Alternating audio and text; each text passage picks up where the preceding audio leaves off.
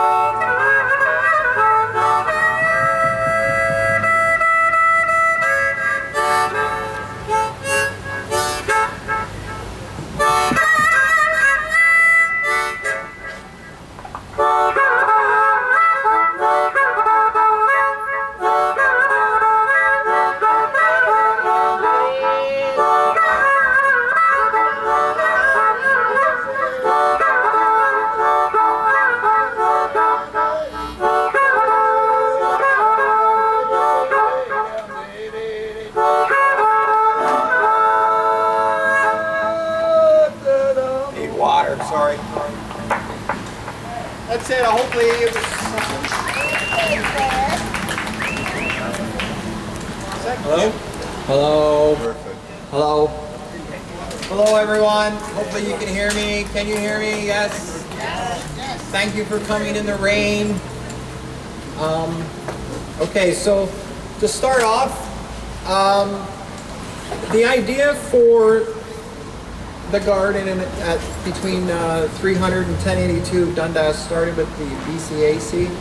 It's the Bellwoods Client Advisory, or not, sorry, Community Advisory Council. It is a partnership between clients and management and our family or friends, and we work together to try to make Bellwoods a more client-directed organization, more everything running more cohesive. And when everyone's together talking, good things can really happen. So it's excellent that I think the BCAC and Bellwoods, all of us, have grown so much in this last year and a half. It's been rough. And it's great to see everybody here, outside together, not as scared. So there's many people to thank for building these gardens and getting us to where we are. I'm going to start with donations. We had a donation from Paul and Ruth Moldy, which they're my parents, so I'd like to thank them very much for donating towards the cost of the wood and the stone and the soil. And then I would like to thank CSI Consulting, which is Bradley Campbell's company. So our interim CEO that we had during Lori's time off donated a large amount to this project, and it would not have happened without him. So it's unfortunate that he can't be here today. He had to be in New Brunswick with his family, but he says he's here in spirit, and he hopes to see some videos if he could.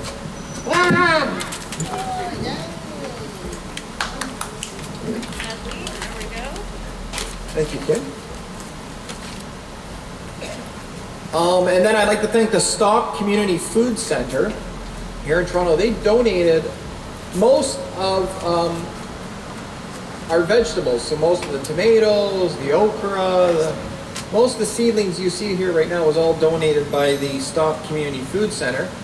And they told me that next year, if we want more, we can have more. This is a learning year for all of us. We still have one more garden to build, and we're trying to figure out where logistically it will be the best. but it's going to happen by the end of the summer, so that's great. So now the builders, people that came and helped, Joe Farrell and his partner Samantha Indra Kumaran. And I said that right? Awesome. Another lad, Ben Ingram, he can't be here today. My childhood friend that I met first day, first class, grade 9, and she asked me for a pen. And I thought, like, who comes to the first class of grade 9 without a pen? So there's Kimberly. Balaj Halosi, please stand up. Oh, he's not here, he's hiding in the corner. I've known Balaj for over 20 years. Funny, we actually met one night in the rain. Jamie Truthui, he was a childhood friend also. He can't be here today, with his partner, Chantel Therion. And then two really good friends of mine, Heiko helped out doing the drawings for the proposal, and his wife, Laura. They unfortunately have to be out of the city for the weekend, so they couldn't come. And of course, they're musicians, Rob Klein and Balaj Halosi again. And then later we got Steve Mariner. The food, I'd like to thank once again Kim and my mother. They got together for the food. Yeah, Kim, where is she? Sorry, I couldn't hear what you said, Mom. Oh, inside. Okay. And then the garden committee, which is Tara and Marissa and Christine. And we had from Bellwoods on the garden committee, we had Anna, yep, oh, there you are, wearing a New York Yankees hat, I might point out.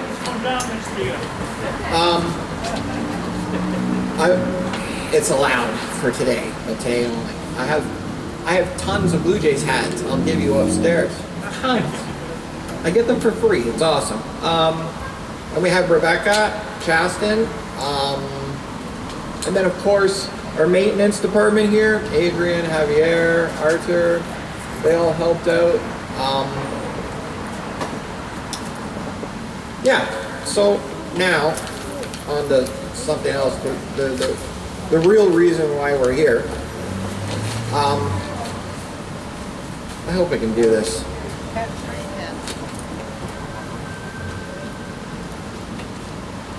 Last March, February, when the world was told, stay home, don't leave, the world shut down, except for our staff. They got on TTC, they would walk here, not knowing if they're going to run into this disease that is killing people worldwide. We cannot thank you enough.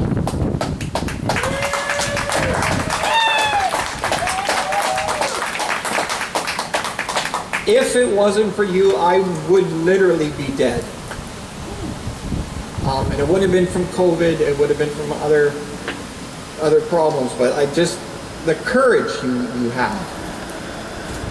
You know, and then you have to come home to your family, so you don't know what you're bringing home to your family. So you're putting your kids at risk, and your husband. Kim knows someone in Bogpagan where the major breakout was. The PSW, she caught COVID. She went home and gave it to her husband, and he died.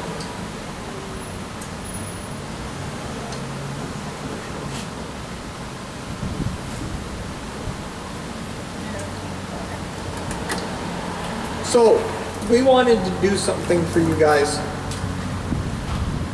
to show our appreciation.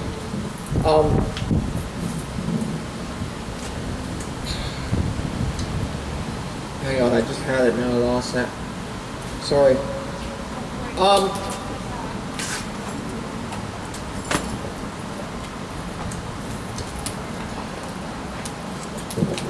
We want to dedicate these gardens to you. and everything that you've done for us.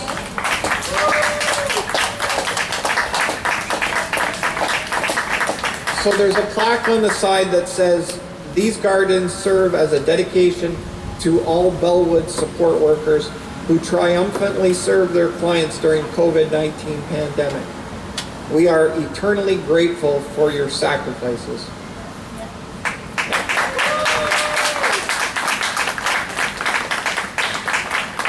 I again don't know how you guys got through it. You know, all of us,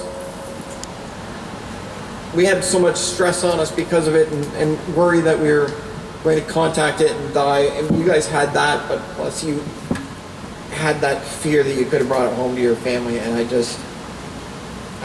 cannot thank you guys enough. So, Steve, I don't know, are you ready almost, man? Getting there, bud. All right. Well, maybe I should introduce Steve then. It's good if you want. Steve is an Ottawa native. Now he's a Toronto native, I guess, right, Steve? Sorry? Transplanted Torontonian. Transplanted Torontonian. Still Yeah. don't like the Leafs, sorry. Still doesn't like the Leafs. Neither do I. I gave up on them this year. I'm done, Steve. Honestly, I am. I'm done. I've had enough. So I'm going to toot his horn a little bit. He is a very accomplished musician. Very. First time I saw Steve was with a good buddy of his, Harry Manx, who lives on Salt Spring Island out in BC. Phenomenal musician also. Been in the game a long time, not aging him. He is a 7-time Maple Blues Best Canadian Harmonica Player of the Year award winner, which is absolutely crazy. Well, the way I met Steve was he had a Facebook Live, or I guess it was pre-recorded anyways. He had a show on Facebook Watch, I guess it is. And I watched it, and there was a question and answer at the end. And during the concert, he said that, you know, at times are weird with COVID, and he went and played in a little party in a backyard. So I messaged him and said, "Hey, I got a nice backyard by Trinity Bellwoods. Would you come and hang out for the night and play?" And he said, "Sure." So he came, and it was just actually Heiko, Laura, myself, and Steve in the backyard. And he played for about an hour, and it was absolutely amazing music and a wicked time, and met an amazing individual. Like, the guy is super, super nice. Where am I going with this, Steve? Keep going. I lost my thought. You're doing great. Keep it up. Okay, right on. So Steve actually was working on an album all during COVID. And he let me listen to it in the wintertime, which I was completely honored that he let me listen to it before most of the world, which was really cool. And then he made a Facebook post one day saying the date of the release of his album and the title. And so he released his album on July 2nd. July 2nd was my 15th anniversary of breaking my neck. And the title of Steve's album is Hope Dies Last. Hope Dies Last. When I first got injured, I had peer support from Spinal Cord Injury Ontario that really showed me the ropes and showed me that life is not done yet. There's so much more to do. So when I got well enough, I decided to become a peer support volunteer with them. And I would always say to people, you know, I'd be beside them in the ICU ward, they're still hooked up to a ventilator, and I would say to them, you have to find hope. Whatever you have to find hope. That will get you through everything you're going through. Just find it. For me, it was my son. I had to get better, and I had to show him to not quit. No matter what happens in life, just keep going. And so, it was, I don't know, it's just ironic. He released the album on July 2nd, and the title was Hope Dies Last, and it just all seems to fit. If that makes sense. It's a crazy, crazy world we live in. So I'm going to shut up, because everybody hears me talk too much. I'm gonna let Steve do his thing. If I could ask somebody just to come move this plate.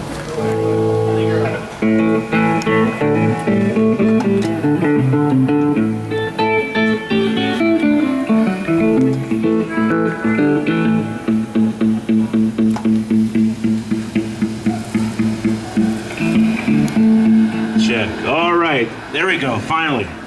Thanks, everybody. I'm Steve. Big thanks to Blair.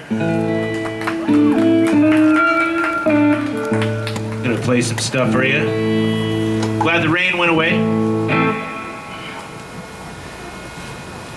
Gonna get started by a song from my new record that Blair indicated that he likes. So this is for you, my friend. I like them all. I don't know. You know which one this one is.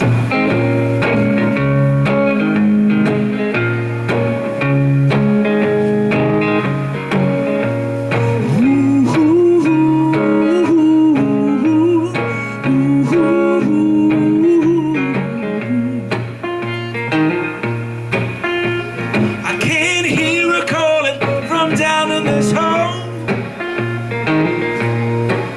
where every day turns to night and every night turns cold. I don't see the sun, I don't see no sign, and I need some relief before I lose my mind. My baby, oh my, this ain't no holy road. It's stone salvation and I'm sinking low, digging in a coal mine, looking for gold. My baby, come save my soul, digging in a coal mine, looking for gold, digging in a coal mine.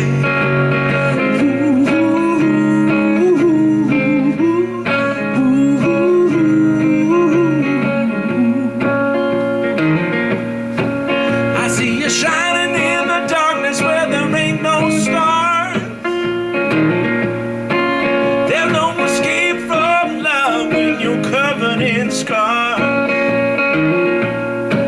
Got one foot in the gutter, I'm a mile from hell.